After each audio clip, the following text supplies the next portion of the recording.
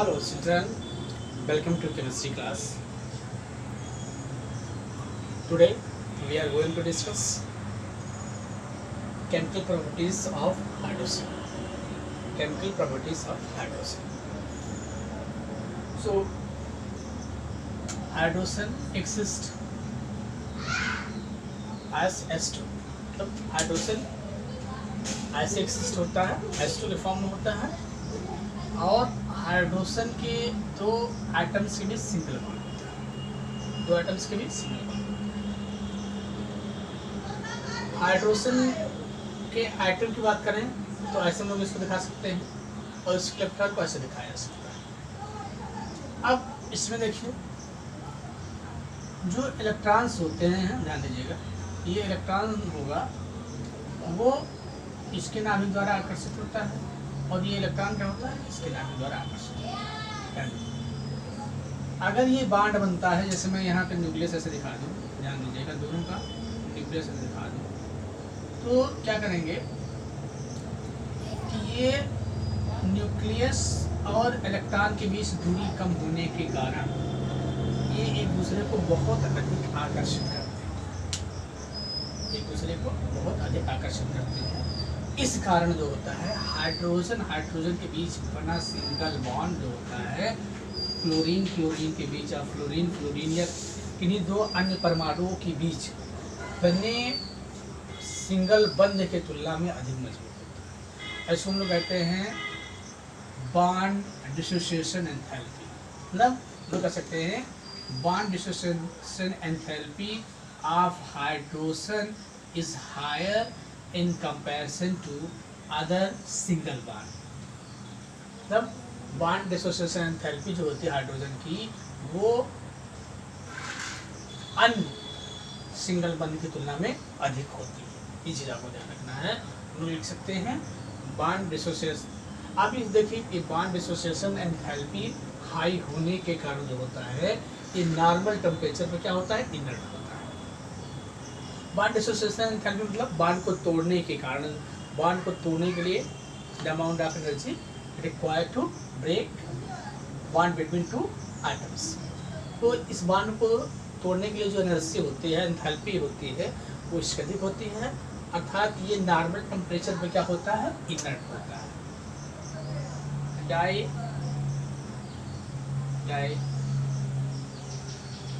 Hydrogen is inert at room temperature. मतलब ये क्या होता है, रूम टेम्परेचर पे इनर्ट होता है, मतलब नॉन रिएक्टिव होता है, हम लोग कह सकते हैं रिएक्ट नहीं करता। Reactivity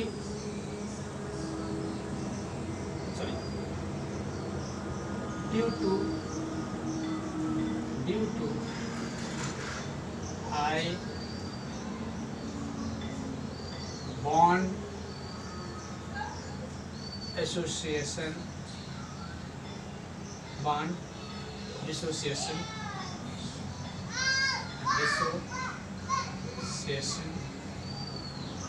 enthalpy। तो bond dissociation enthalpy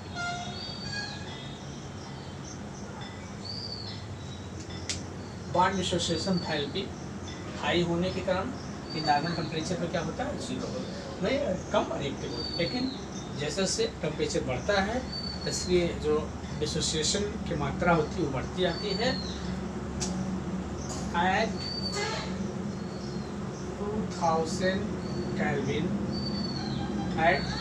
2000 Kelvin it's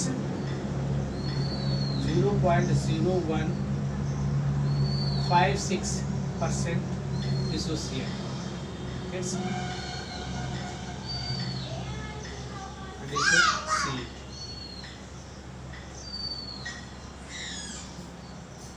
And at 5000 Kelvin its dissociation takes place 99.5%। Means we can say dihydrogen is inert at room temperature due to high bond dissociation and alkene. At temperature 2000, its dissociation is 0.0156%, and at 5000 temperature, its dissociation is 99.5%. Here, its orbital has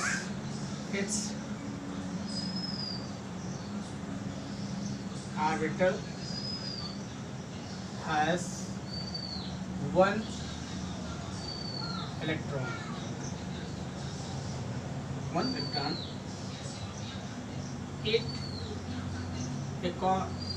It means its orbital has one electron. इसका orbital जो होता है वो एक electron होता है, और and it do not react with all the elements.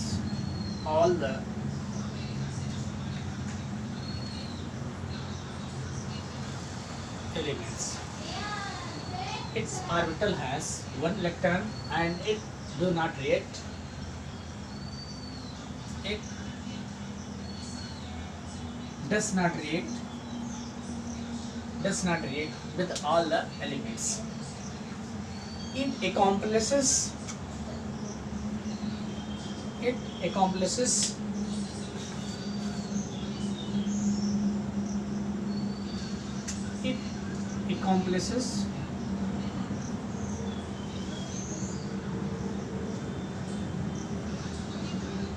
reaction means ये जो होता है ये रिएक्शन शो करता है। कैसे? First case what? By loss of electron, by loss of one electron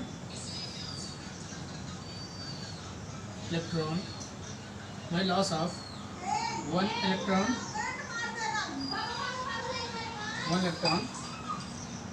to give H plus. Second, by gain of one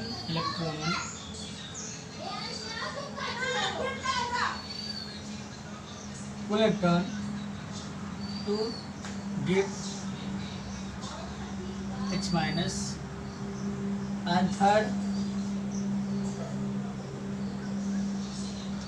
by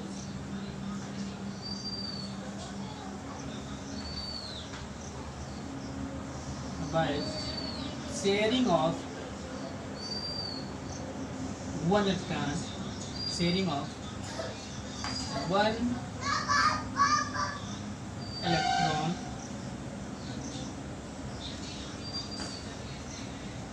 So it means here it shows three type of reaction. By loss of one electron, तब ये तीन प्रकार की reaction दिखाता है। कैसे? ये accomplices reaction, तब ये रिएक्शन शो करता है accomplices reaction. by loss of electron, एक इलेक्ट्रॉन खो करके, to give here loss of electron to give H plus in this form. Second is by gain of electron to give H minus. Third is by sharing of electron. So ये क्या तीन प्रकार के जो है reactions दिखाता है। अब हम लोग देखते हैं इसके और प्रॉपर्टीज की।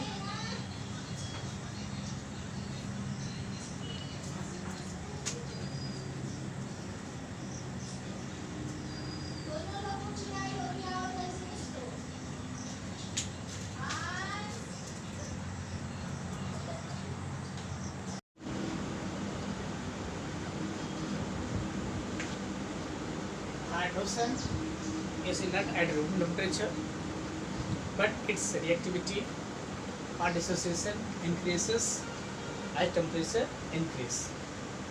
So it shows some reactions. किसके साथ reaction with halogens, reaction with dioxygen, reaction with N2 nitrogen dinitrogen, reaction with metals, reaction with metal ions and metal oxides, and reaction with organic compounds. So one by one we will discuss here. हम लोग यहाँ पे एक एक करके अध्ययन करते हैं. देखो यहाँ पे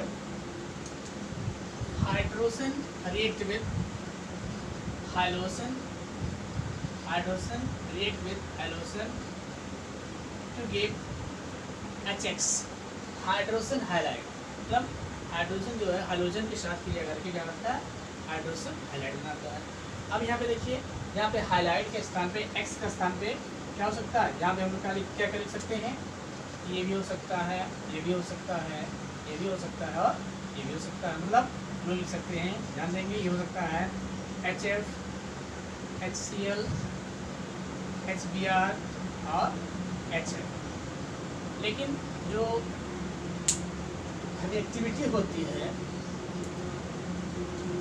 हाइड्रोजन की हाइड्रोजन के तरफ, वो क्या होती है, घट जाती है. मतलब हाइड्रोजन की जो रिएक्टिविटी है वो हाइड्रोजन के तरफ वो घट जाती है. जैसे जैसे इसकी इलेक्ट्रोनेगेटिविटी बढ़ जाती है तो क्या बचा हो जाएगा, हाईली इलेक्ट्रोनेगेटिव. ये हाईली इलेक्ट्रोनेगेटिव, ये इलेक्ट्रोनेगेटिव है और इसकी रिएक्टिविटी क्या होगी, हाई होगी, और उसकी रिएक्टिविटी सबसे कम होगी.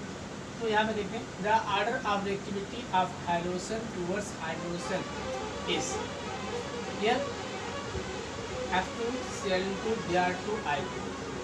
If it reacts, मतलब जो हाइड्रोजन की हाइड्रोजन के ऊपर रिएक्ट करने की जो दर होती है वो क्या होती है, घटती जाती है. जैसे इलेक्ट्रोनेगेटिव एलिमेंट की इलेक्ट्रोनेगेटिविटी बढ़ती जाती है.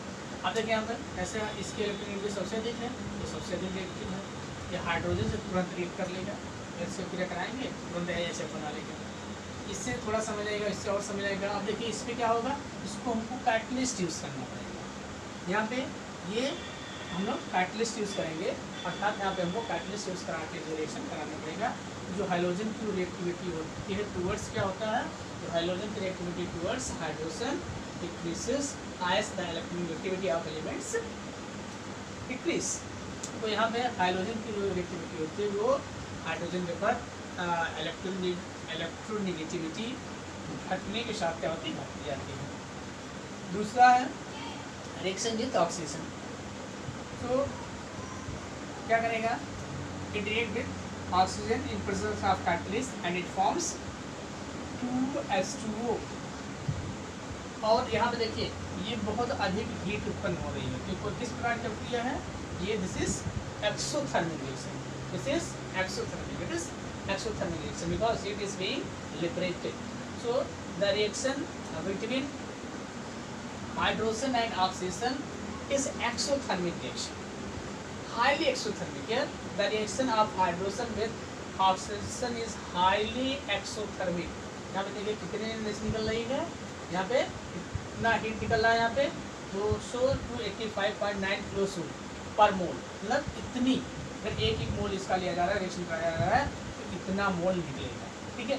तो यहाँ पे हम लोग क्या देखते हैं कि ये आपका एक हाईली एक्सोथर्मिक रिएक्शन है. नेक्स्ट हम लोग देखते हैं थर्ड में देखते हैं reaction with N2. Reaction with N2 react with, मतलब ये N2 से रिएक्ट करके क्या बनाता है, अमोनिया बनाता है. देखो, और ये भी एक्सोथर्मिक, लेकिन इसके इतना एक्सोथर्मिक नहीं है. और ये प्रक्रिया क्या होती है, हाइबर प्रोसेस करना होती है. यहाँ पे जो है निकल कैटलिस्ट लिया जाता है, निकल कैटलिस्ट लिया जाता है और ये प्रक्रिया क्या कहलाती है, आपकी हाइबर प्रोसेस कहलाती है. यहाँ पे आपको ध्यान रखना है, ये प्रक्रिया क्या कहलाएगी, आपकी हाइबर प्रोसेस. सॉरी, यहाँ निकल नहीं लेंगे हम लोग, यहाँ पे लेते हैं फेरिक. ठीक है. और यहाँ पे जो टेम्परेचर होगा वो 673 केल्विन और 200 एटमॉस्फेरिक प्रेशर पे होगा. मतलब हम लोग ये कह सकते हैं कि जब हाइड्रोजन नाइट्रोजन के साथ फेरिक कैटलिस्ट की उपस्थिति में 673 केल्विन और 200 एटमॉस्फेरिक दाब पर हीट करता है तो क्या बनाता है, ये क्या कहलाता है, अमोनिया बनाता है. और ये प्रक्रिया क्या कहलाती है, हाइबर प्रोसेस कहलाती है. ये भी एक्सोथर्मिक है, लेकिन जितना हम लोग ऊपर में देखते हैं उतना एक्सोथर्मिक. अब देखिए यहाँ पे नेक्स्ट है reaction with metals. Reaction with metals. So reaction with metals में हम लोग क्या देखते हैं, ये मेटल के साथ रिएक्ट करके क्या बनाएगी, मेटल हाइड्राइड बनाएंगे। और मोस्टली जो होती है ये अल्कली मेटल्स लिए जाते हैं, ये अल्कली मेटल्स ज़्यादा रिएक्टिव होते हैं। तो अल्कली मेटल्स के साथ मैक्सिमम केस में ये रिएक्ट करके क्या बनाते हैं, मेटल हाइलाइट बनाते हैं। अब देखिए यहाँ पे it combines with many metals at high temperature yields corresponding metal hydride. जैसे ये देखो ये metal M, metal 2M + H2 2MH। अब यहाँ पे हमने मेटल में क्या ले सकते हैं, लिथियम लिया हमने, लिथियम ये हाइड्रोजन से क्रिया करेगा और लिथियम हाइड्राइड बनाएगा। और यहाँ पे अल्कली में क्या हो सकता है, M फॉर अल्कली मेटल्स, ये आपके हैं यहाँ पे अल्कली मेटल्स हैं। तो ये चीज़ आपको ध्यान रखना है, ठीक है। फिर हम लोग देखते हैं यहाँ पे कि ये मेटल हाइड्राइड मतलब ज़्यादातर केसों में ये अल्कली मेटल्स लिए जाते हैं और ये आपके जो है अल्काइन मेटल्स भी लिए जा सकते हैं। सो यहाँ पे लेकिन मैक्सिमम केस में क्या जाता है, अल्कली मेटल ही लिया जाता है। नेक्स्ट है reaction with metal ions and metal oxides.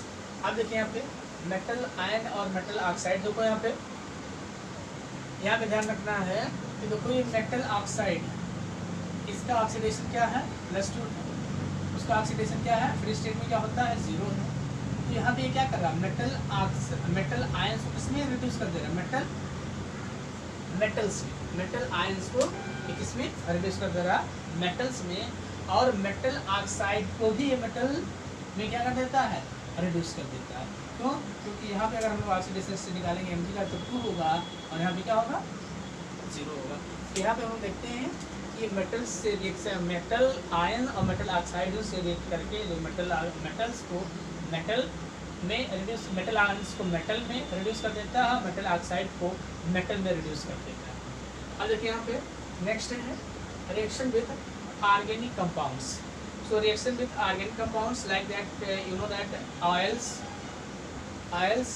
Are unsaturated. So we can say that मतलब जो है कि ये अनसैचुरेटेड हाइड्रोकार्बन को सैचुरेटेड हाइड्रोकार्बन में परिवर्तित करने के लिए किया जाता है।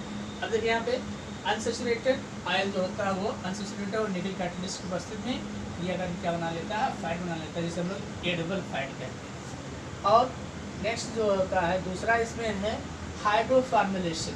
ये जो है हाइड्रोफॉर्मुलेशन रिएक्शन कहलाती है। इसमें क्या होता है कि ये ओलिफिन्स, आप मालूम हो गया कि ओलिफिन्स मतलब क्या होते हैं कि अगर डबल बॉन्ड हो, कार्बन कार्बन के बीच डबल बॉन्ड हो तो हम लोग क्या कहते हैं, ओलिफिन्स कहते हैं। ये ओलिफिन्स के साथ क्रिया करके पहले क्या बनाता है, एल्डिहाइड बनाता है और अपना H2 मतलब ये इसको रिड्यूस कर देता है और किसमें कन्वर्ट कर देता है, अल्कोहल बना देता है।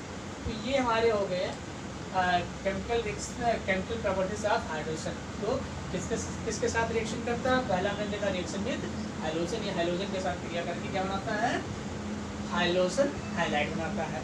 हाइड्रोजन के साथ क्रिया करके क्या बनाया है, हाइड्रोजन हाइलाइट बनाया है।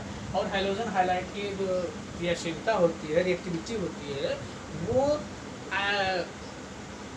जैसे साइज बढ़ती जाती है हाइड्रोजन हाइलाइट की, घटती जाती है, कि हम लोग कह सकते हैं reactivity of hydrogen highlight decreases down the group. तो डाउन द ग्रुप मतलब सबसे पहले ये है, फिर ये है, फिर ये है और फिर ये है। इस प्रकार हम लोग देखते हैं ये क्रिया क्या करेगा, सबसे तेज से क्रिया करेगा, ये रूम टेम्परेचर में क्रिया कर लेता है। और ये क्या है, इसके साथ क्रिया कराने के लिए हमें क्या देना होता है, कैटलिस्ट यूज करना पड़ता है। अब दूसरा हम लोग देखते हैं रिएक्शन विद डाई ऑक्सीजन। तो डाई ऑक्सीजन के साथ रिएक्ट करके क्या बनाता है, ये H2O बनाता है, जल बनाता है।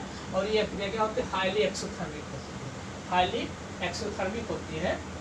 और यहाँ पे मतलब कैटलिस्ट मतलब in presence of catalyst it react with in presence of sorry as hydrogen react with oxygen in presence of catalyst and yields H2O and this is highly exothermic reaction।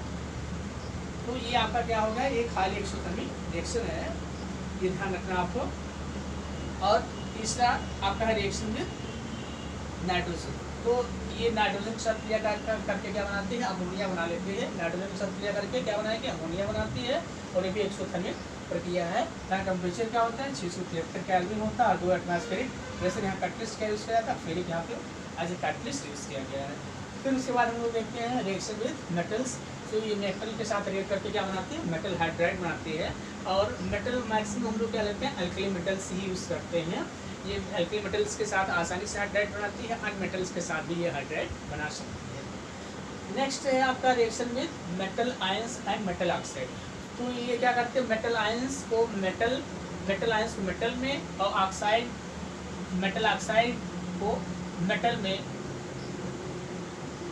Reduce कर देती है। ये देखिए, ये metal है, ध्यान दीजिएगा, ये मेटल आयन है, ये मेटल में चेंज हो गया, अर्थात यहाँ पर रिडक्शन और ऑक्सीडेशन नंबर क्या हो रही है, 2 से 0 हो रही है, 2 से 0 हो रही है, तो ये क्या हो गया, रिडक्शन हो गया, अर्थात ये रिड्यूस कर देती है। यहाँ पे देखिए, यहाँ पे ऑक्सीजन इससे रिमूव हो रहा है, तो अगर ये क्या करते हैं, देखो अगर ये ऑक्सीजन रिमूव हो रहा है अर्थात ये ऑक्सीजन के साथ जुड़ रहा है, तो इसमें क्या होगा, ऑक्सीडेशन हो रहा है, तो ये दूसरे क्या करे, रिड्यूस करे, अर्थात ये मेटल ऑक्साइड को मेटल में रिड्यूस कर देती है। लास्ट है रिएक्शन विद ऑर्गेनिक कंपाउंड्स। ये बहुत सारे ऑर्गेनिक कंपाउंड के साथ रिएक्ट करती है, जो मोस्टली जो अनसैचुरेटेड होते हैं उनके साथ रिएक्ट करके सैचुरेटेड कंपाउंड बनाते हैं। जैसे आप लोग देखते हैं ऑयल जो होता है ये अनसैचुरेटेड कंपाउंड होता है, और निकल कैटलिस्ट की उपस्थिति में क्रिया करके क्या बना देती है, फैट बना देती है, जो फैट हम लोग बनस्पति भी करते हैं, ये एडिबल फैट होता है। फिर इसमें दूसरा पॉइंट है हाइड्रोफॉर्मुलेशन। हाइड्रोफॉर्मुलेशन मतलब ये है, हाइड्रोफॉर्मुलेशन ये क्या करती है, ओलेफिन्स से रिएक्शन कर लेती है, मतलब H2 और CO, इसको फॉर्मल कहा गया है। तो ये H2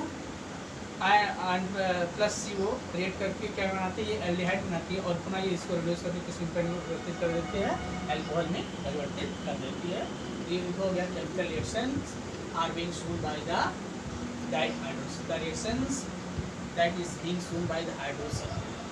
How many types of reaction we have written? There are 6 types of reactions that is being shown by hydrogen. One more point I would like to clear you that here हमने देखा था उसमें कि वो कितने प्रकार से hydrogen को मतलब रिएक्शन शो कर सकती है। पहले हमने देखा था कि इलेक्ट्रॉन का ट्रांसफर करके, यहाँ पे जो इलेक्ट्रॉन ट्रांसफर कर रही है HX बना रही है। यहाँ दूसरा हम देखते हैं कि इलेक्ट्रॉन गेन करके, ध्यान देंगे ये इलेक्ट्रॉन यहाँ पे गेन कर रही है, यहाँ पे गेन कर रही है और यहाँ पे बना ले रही है, ठीक है। और दूसरा हम लोग देखेंगे, देखो यहाँ पे सॉरी यहाँ पे हम लोग देखेंगे कि यहाँ पे शेयरिंग हो रही है, यहाँ पे शेयरिंग करके आपको बताया गया। तीसरा कैसे बनाती है, शेयरिंग करके बनाती है।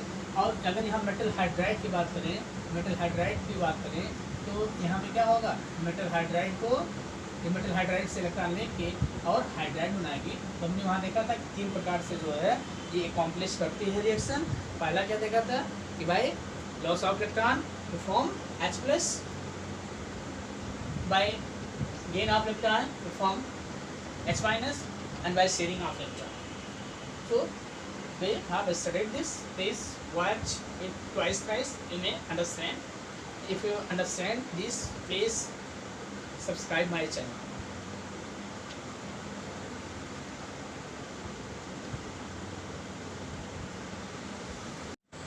Uses of hydrogen.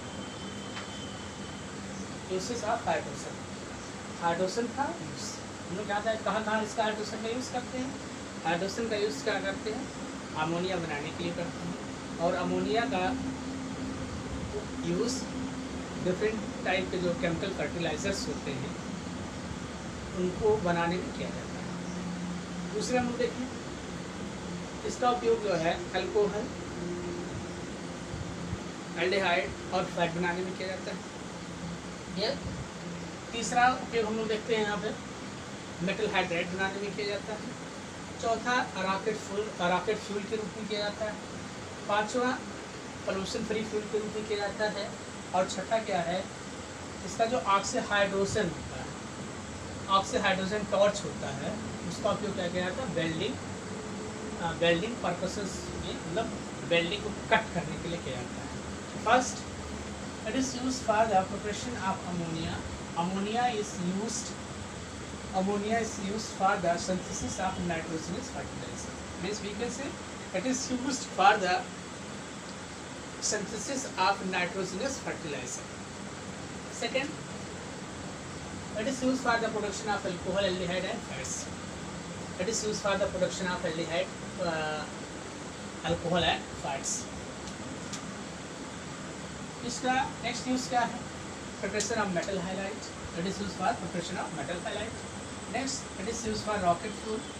Next it is pollution free, it is use as pollution free fuel.